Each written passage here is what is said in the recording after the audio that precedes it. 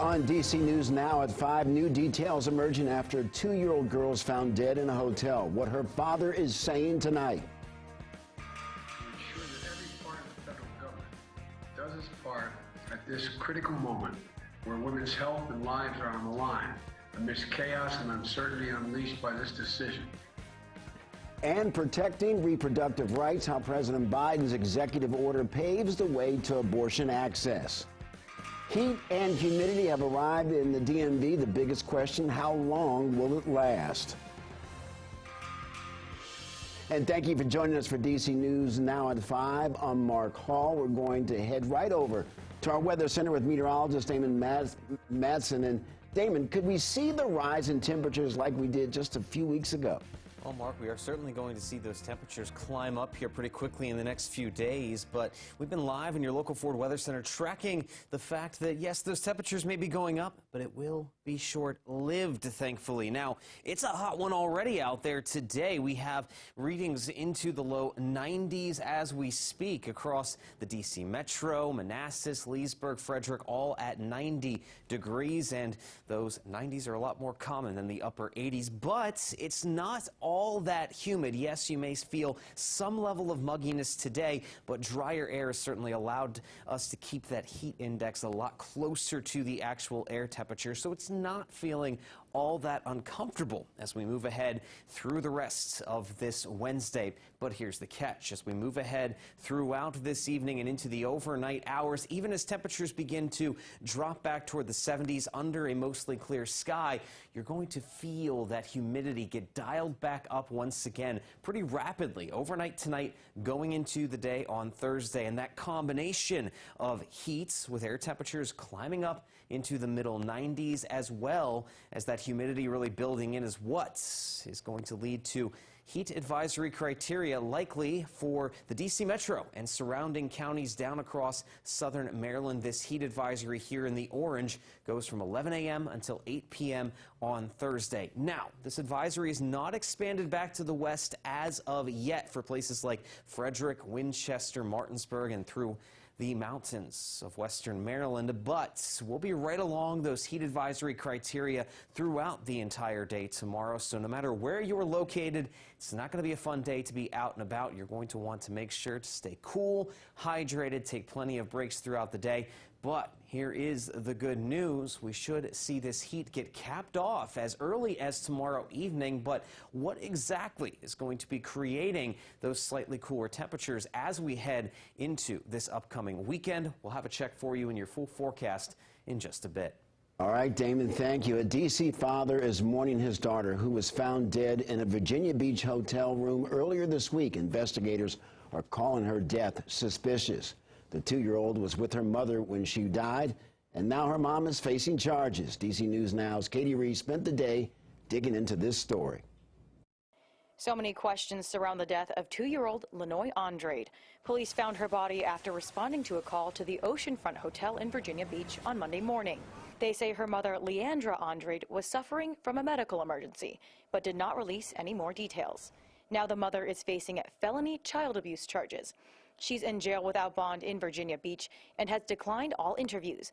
The Commonwealth's attorney says investigators are still determining whether she will be charged with more. Lenoy's father, Fabio, was previously granted temporary sole custody of his daughter. In a statement released by his lawyers, he says, in part, "I've been fighting tirelessly since March of this year for full physical and legal custody in order to provide my daughter the life she deserved." The court ruling last week awarding me temporary sole legal custody was one of several successful steps toward that goal. But that ruling did not affect the existing court-ordered temporary shared physical custody schedule that put Lenoy with her mother last weekend. On August 1st, Leandra posted on her Instagram page, she detailed their time at the beach and included an apology to her daughter, saying she deserved the world. A second post explained her wishes to leave her husband, calling him an abuser and a manipulator. Reporting for DC News Now, I'm Katie Ree. Thank you, Katie. Andrade's bond hearing is tomorrow in Virginia Beach. Well, abortion rights activists are applauding a move today by the president. DC News Now's Washington correspondent Alexandra Limon has more. Good evening. The White House says this executive order will focus largely on ensuring low-income women have access to reproductive health care and abortions. Voters are revolting against the extreme MAGA Republican policies. On the heels of Kansas voters rejecting a move toward abortion restrictions in their state, President Biden signed an executive order supporting abortion access. Women's health and lives are on the line. The president directed the Department of Health and Human Services to consider using Medicaid to offer additional reproductive health care benefits. To leverage Medicaid to support patient care for those living in states with abortion bans. The White House says waivers could be used to cover travel costs for women looking to go out of state to access reproductive health care. But the waivers wouldn't pay for the abortions themselves unless they're intended to save a patient's life or related to rape or incest. The order also calls for agencies to track how abortion restrictions impact women's health.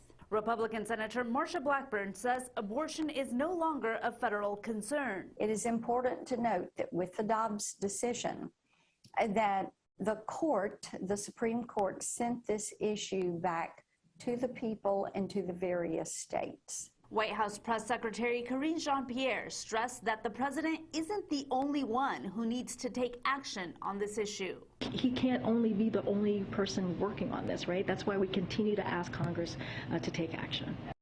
And today, Senate Democrats also tried to pass a bill by unanimous consent that would have provided legal protections for abortion providers. But that effort was struck down by Indiana Republican Mike Braun. In Washington, Alexandra Limon.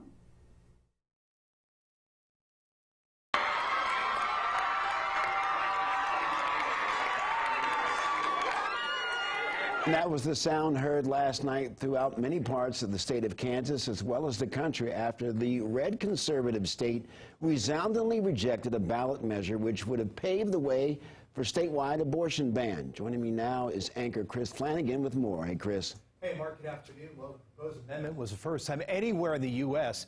voters cast ballots on abortion since the Supreme Court overturned Roe v. Wade back in June. The referendum was closely watched by Democrats all across the country. They hope to capitalize off the public's anger over the Supreme Court's ruling. The Kansas vote also provided a warning to Republicans who have been moving swiftly to ban abortions despite widespread public support.